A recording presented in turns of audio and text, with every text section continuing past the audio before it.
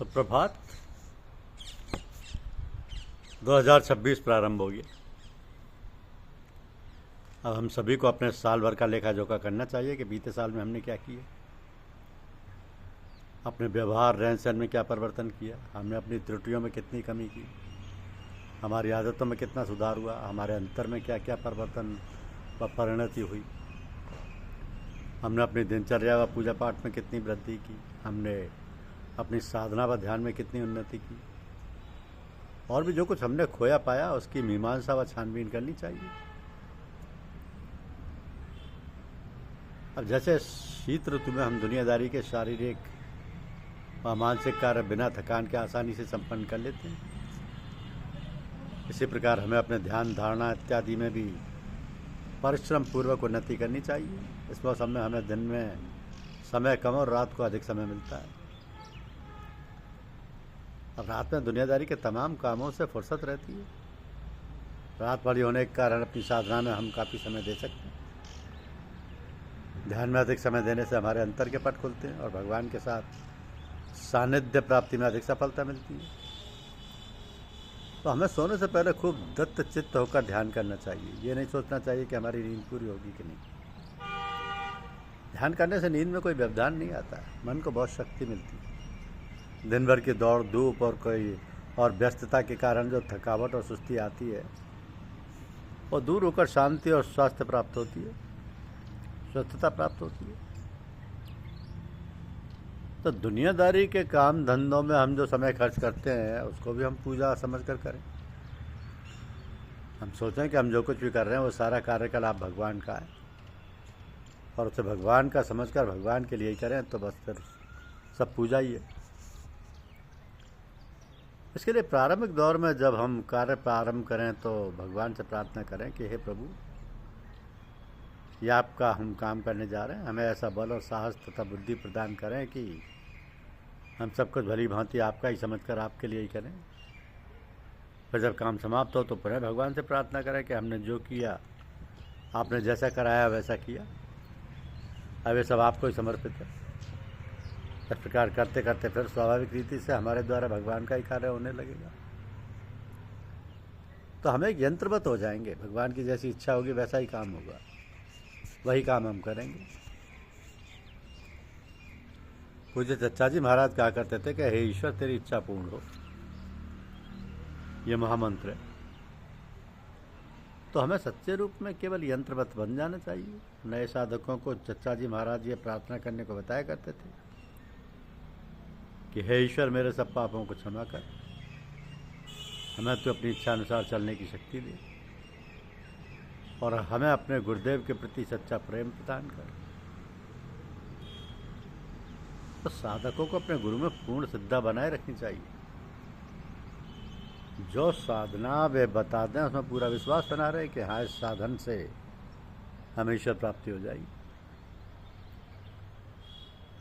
ईश्वर पर पूर्ण श्रद्धा तथा विश्वास के साथ ये धारणा भी होनी चाहिए कि ईश्वर की परम कृपा से ही सद्गुरु की प्राप्ति होती है। ऐसे सद्गुरु द्वारा शिष्य निर्माण की कार्रवाई का बड़ा सटीक चित्र महात्मा कबीर ने अपने अपने दोहे में कहा है कि गुरु कुम्हार शिष्य कुंभ है, गड़ गड़ काढ़े खोट, अंतर हाथ सहार दे ऊपर मारे चोट। आप लोगों ने कुम्हार को कच्ची गीली मिट्टी से घड़ा बनाते देखा होगा। घड़े की बनावट में कहीं टेढ़ापन, कहीं गड्ढा, कहीं खोट ना हो जाए, इसके लिए वह एक मिट्टी का थपका अपने हाथ में लेकर ऊपर से प्रहार करता जाता है और अंदर हाथ की थपकी से सहारा दिए रहता है ताकि ऊपर की चोट से वो टूट न जाए। तो साधक को पूर्ण श्रद्धा विश्वास के साथ इस बात का ध्यान रखना चाहिए कि भगवान जो भी करता है हमारे कल्याण के लिए करता है। कहा गया है कि विपत्ति नहीं रघुपति की दाया, करम भुगाए छुड़ा वही माया। विपत्ति नहीं रघुपति की दाया, करम भुगाए छुड़ा वही माया। तो हर समय भगवान से प्रार्थना करते रहना चाहिए कि हे प्रभु, आप जो कुछ भी कर रहे हैं वो हमारे कल्याण के लिए है। फिर ना कुछ दुख मालूम होगा न सुख, सुख में अच्छा लगता है और दुख में खराब लगता है। सो ये लगना समाप्त हो जाए तो फिर आनंद ही आनंद है।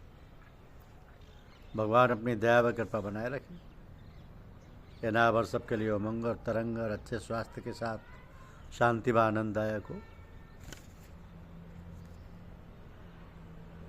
एक गुरु के यहाँ 3 शिष्य दीक्षा लेने के लिए गए। उन्होंने उन तीनों की परीक्षा ली। तीनों को एक एक मुट्ठी चना दिया और कहा कि 6 माह बाद आना, और मुट्ठी जो चने दे रहा हूँ उन्हें 6 महीने बाद मेरे पास लाना,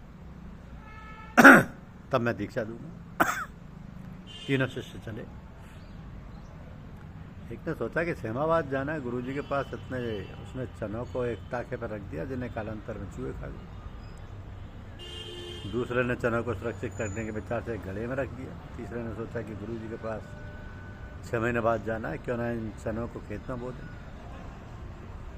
6 माह बाद तो पर्याप्त चने हुए आएंगे और उस समय धान्य को गुरुदेव के चरणों में अर्पित करेंगे। ऐसा सोचकर उसने चनों को खेत में बो दिया। अब 6 महीने बाद तीनों शिष्य गुरु जी के पास आए। गुरुदेव ने एक से पूछा, चने लाए हो? उसने कहा, गुरु जी मैंने चनों को ताके पर रख दिया था, उन्हें चूहे खा गए। फिर गुरुदेव ने दूसरे से पूछा, चने लाए हो? उसने कहा, गुरु जी लाया हूँ। गुरु जी ने पूछा, कहाँ चने? शिष्य ने चने के घड़े को उठा लाया। गुरु जी ने कहा कि चने के घड़े का मुंह खोलो। शिष्य ने घड़े का मुंह खोल दिया। जो ही घड़े का मुंह खोला उसमें से चने खाने वाले कीड़े धुन निकले। चना तो एक भी नहीं निकला। गुरु जी का आश्रम कीड़ों से भर गया। तीसरे ने गुरुदेव से पूछा, मैंने तुम्हें एक मुट्ठी, तीसरे से गुरुदेव ने पूछा, मैंने तुम्हें एक मुट्ठी चने दिए थे, एक बोरा चना कहाँ से लाए हो? मैंने कहा, गुरु जी मैंने सोचा कि 6 महीने बाद जाना है, तो मैंने उन्हें बो दिया, वो जम गए, समय पर उन्हें काट दिया, वही चने अब एक बोरा हो गए। गुरु जी ने उसकी पीठ ठोकी और उसी को दीक्षा देकर बाकी दोनों को वापस कर दिया। धन्यवाद। यूट्यूब चैनल को लाइक और सब्सक्राइब अवश्य कीजिए।